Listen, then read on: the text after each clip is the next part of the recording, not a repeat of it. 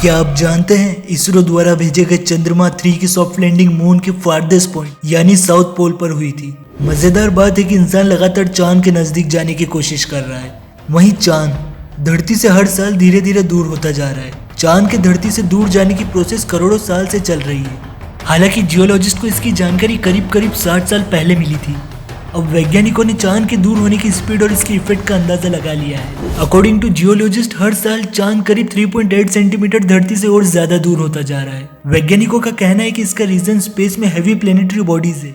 वहीं जियोलॉजिस्ट का यह भी कहना है कि गैलेक्सी में प्लैनेट्स होते हैं, हर प्लैनेट का अपना अपना बैलेंस होता है और सभी प्लैनेट्स एक दूसरे को अट्रैक्ट कर रहे हैं। इसी कारण चांद धरती से दूर हो रहा है। साइंटिस्ट का मानना है कि स्पेस एक्टिविटीज होने के कारण ही धरती से डायनासोर्स की प्रजाति भी पूरी तरह से गायब हुई थी। वैज्ञानिकों का कहना है कि धरती के सोलर सिस्टम में अरबों साल से लगातार चांद के दूर खिसकने की प्रोसेस के कारण हमारे दिन की ड्यूरेशन बदल रही है। एक नए रिसर्च ने इस एस्ट्रोनॉमिकल इवेंट को लेकर दिलचस्पी कुछ और ज्यादा बढ़ा दी है। फिलहाल चांद हमारे ग्रह पृथ्वी से करीब 3,84,400 किलोमीटर दूर है। वैज्ञानिकों के मुताबिक करीब 245 करोड़ साल पहले चांद धरती से करीब 3,21,869 किलोमीटर की दूरी पर था। आसान शब्दों में कहें तो इस दौरान धरती और चांद के बीच की दूरी 62,531 किलोमीटर बढ़ गई है। अब जैसे जैसे चांद धरती से दूर होता जा रहा है वैसे वैसे हमारे दिन के अर्ज बढ़ते जा रहे हैं। जियोलॉजिस्ट का अनुमान है कि 245 करोड़ साल पहले जब चांद धरती से अब के मुकाबले ज्यादा नजदीक था तब एक दिन में लगभग 17 घंटे ही होते थे। समय बीतने पर चांद की दूरी बढ़ने के साथ एक दिन में 24 घंटे हो गए। हालांकि इस घटना का धरती पर रहने वाली लाइफ और दूसरी सभी चीजों पर कोई फर्क पड़ने में अभी लाखों साल लगेंगे। नासा के साइंटिस्ट ने ईयर 1969 में अपोलो मिशन के दौरान मून की सरफेस पर रिफ्लेक्टिव पैनल लगाए थे।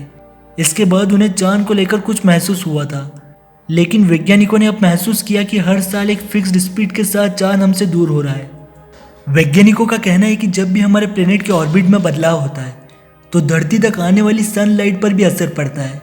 अब जब वैज्ञानिक ने धरती के ऑर्बिट में फर्क पाया तो उन्हें पता चला कि चांद धीरे धीरे हमसे दूर हो रहा है। वैज्ञानिकों की चांद और धरती के बीच बढ़ती हुई दूरी के कंक्लूजन में ऑस्ट्रेलिया में किए गए एक स्टडी से काफी मदद मिली। दरअसल वैज्ञानिक ने ऑस्ट्रेलिया की एक घाटी के इतिहास पर भी रिसर्च किया।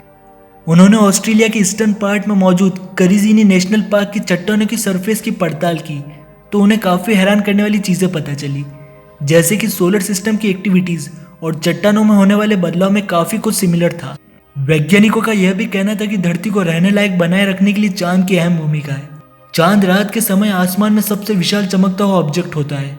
यह हमारी क्लाइमेट को स्टेबल बनाए रखने का भी कारण है। अब वहीं चंद्रमा का रेडियस करीब 1740 किलोमीटर यानी पृथ्वी की चौड़ाई के 1/3 से भी छोटा है। इस समय चंद्रमा और पृथ्वी की एवरेज डिस्टेंस करीब 3,84,400 किलोमीटर है। लेकिन वैज्ञानिकों का कहना है कि करोड़ों अरबों साल बाद यह स्थिति नहीं रहेगी।